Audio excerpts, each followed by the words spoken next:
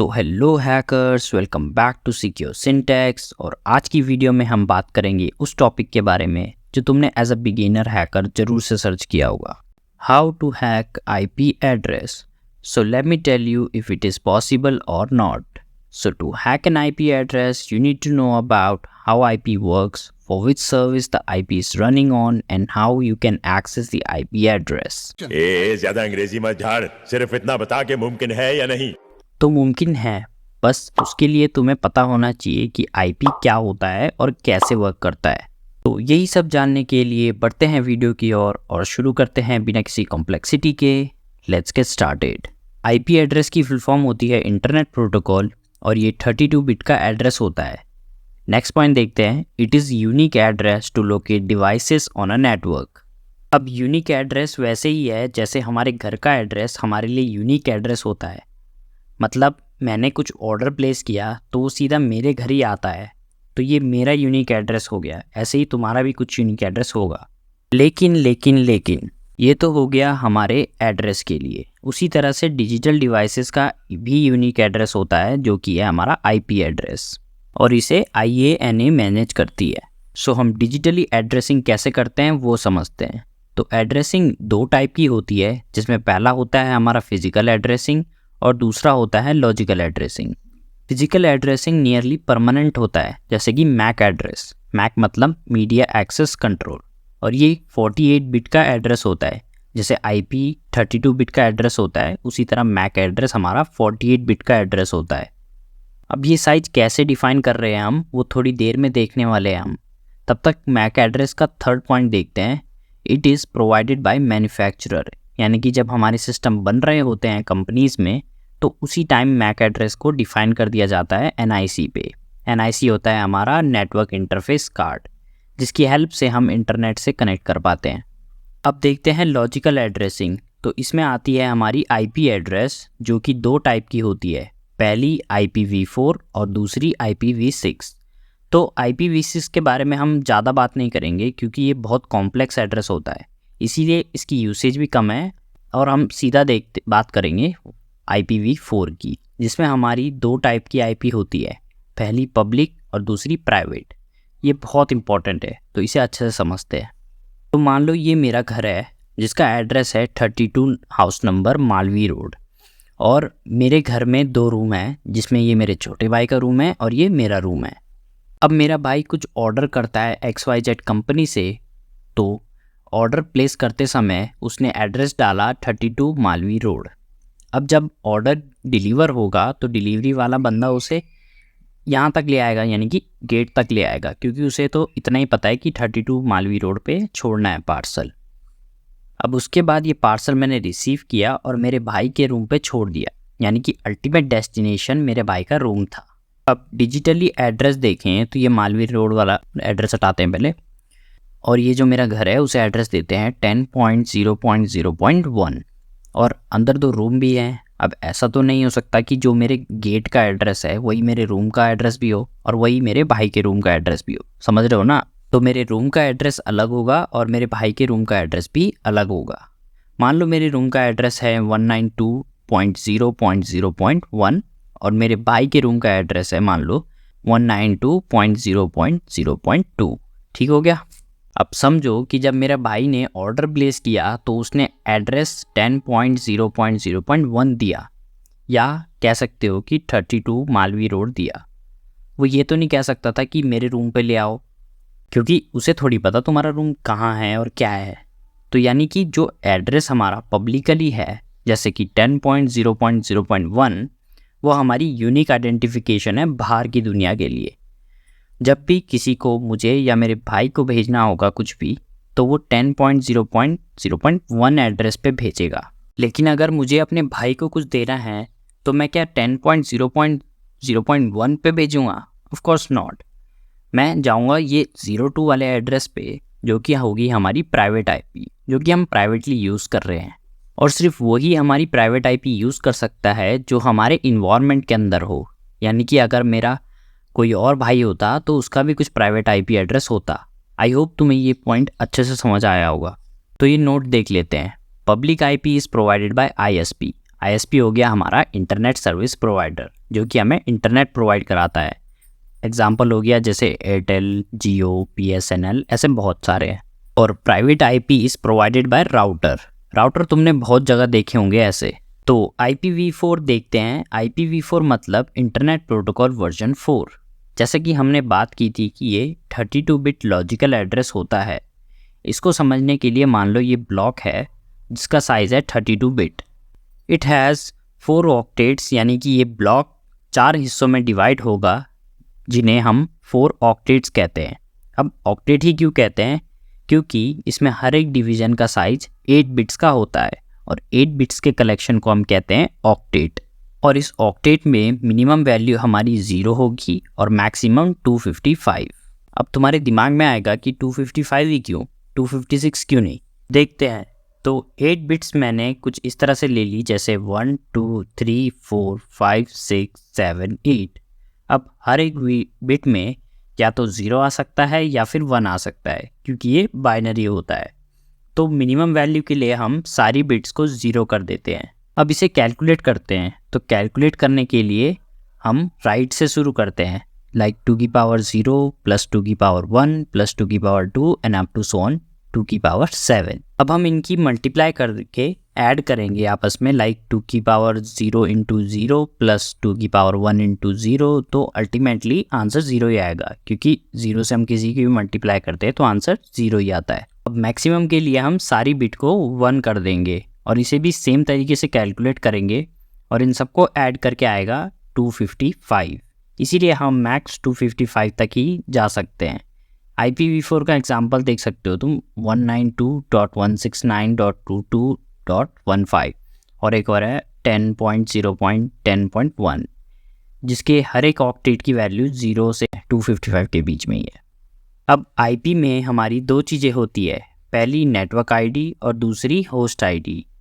इनको आगे अच्छे से पढ़ेंगे। फिलहाल देखते हैं क्लासिफिकेशन ऑफ IP एड्रेस। तो IP एड्रेस को रेंज के बेस पे हमने 5 क्लासेस में क्लासिफाई किया है। पहली है हमारी क्लास A, जिसकी रेंज होती है हमारी 1.0.0 से 126.0.0। फर्स्ट ऑक्टेट से हम रेंज डिफाइन करते हैं, जैसे इसमें 1 और 126 है। अगली है हमारी क्लास B, जिसकी रेंज होती है 128 से 191 तक। थर्ड है हमारी क्लास C, जिसकी रेंज होती है 192 से 223 तक।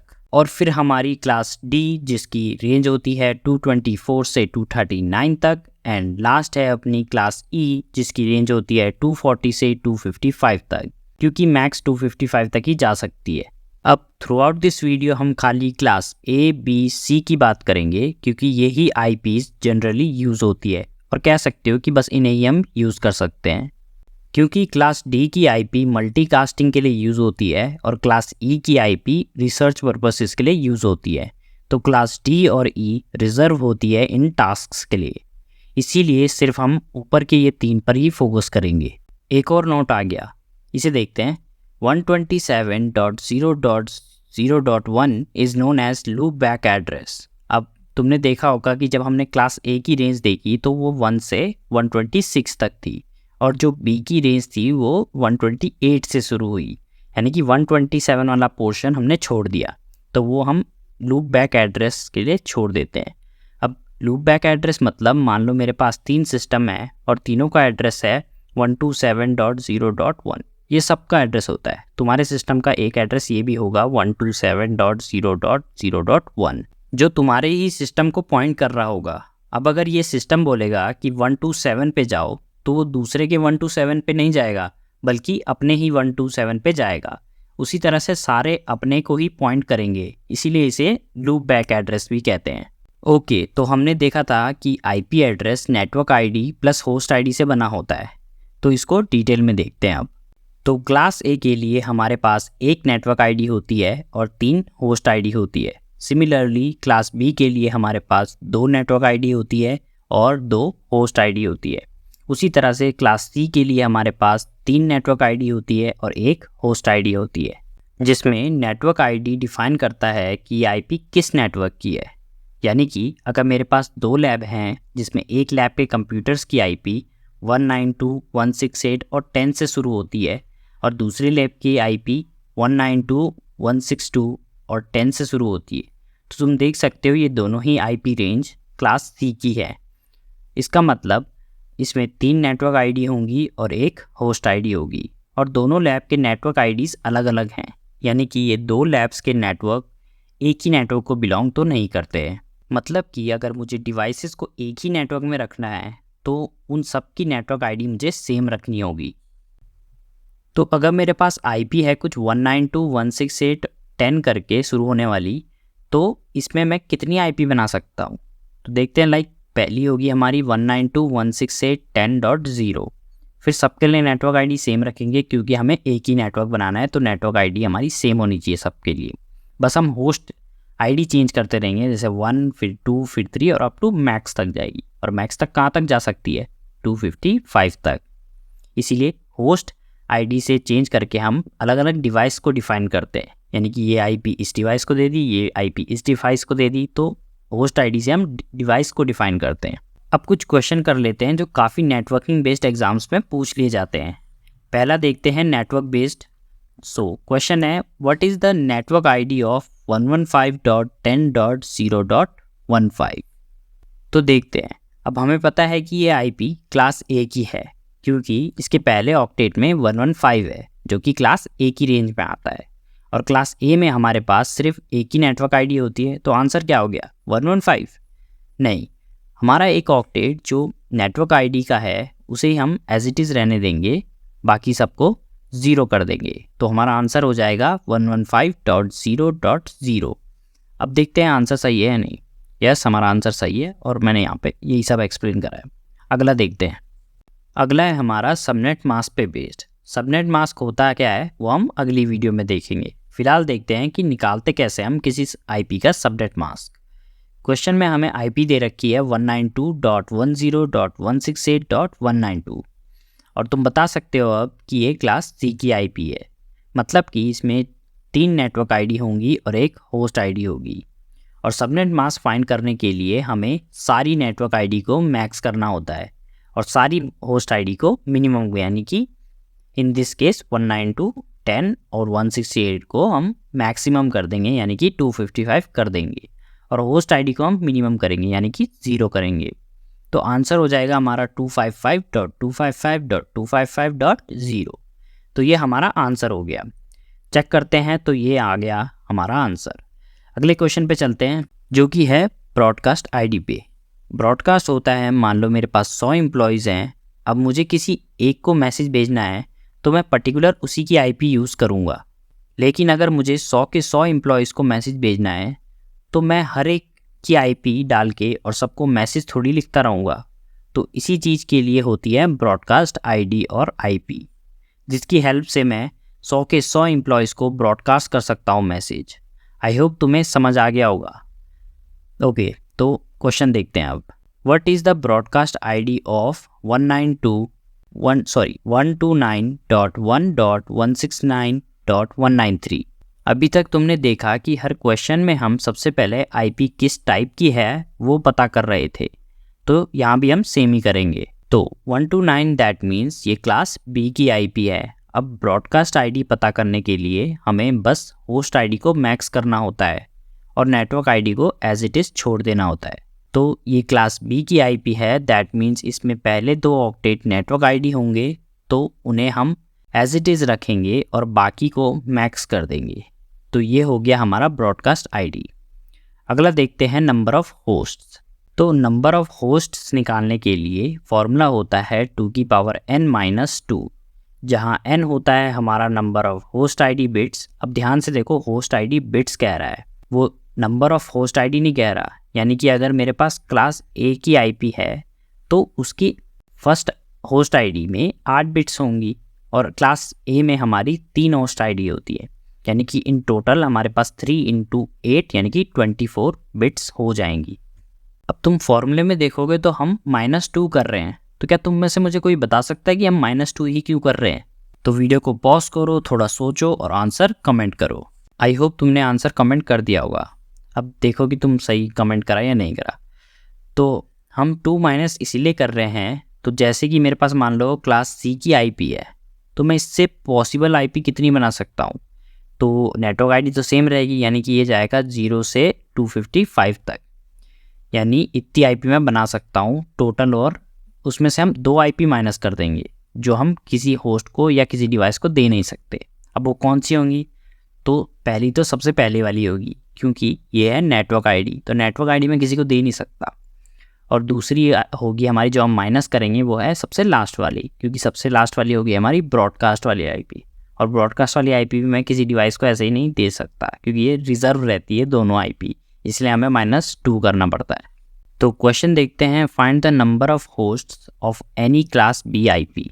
तो हम ले लेते हैं 150.10.20.30। ये हमारी क्लास बी की आईपी है, और क्लास बी में हमारे पास 2 होस्ट आईडी होती हैं, यानी कि n की वैल्यू हो गई हमारी 2 × 8 यानी कि 16। अब फॉर्मूले में डालते हैं तो इसे कैलकुलेट करके आंसर आएगा 65534, यानी कि 65,534 डिवाइस में कनेक्ट कर सकता हूँ इस आईपी से। तो आई होप तुम्हें वीडियो पसंद आया होगा और समझ आया होगा। और हैकर्स, ये क्वेश्चन तुम्हारे होमवर्क के लिए है, इन क्वेश्चंस को सॉल्व करो और आंसर कमेंट करके बताओ। And thank you so much for watching this video. मिलते हैं नेक्स्ट वीडियो में। Till then keep learning, keep exploring and most important, do hacking.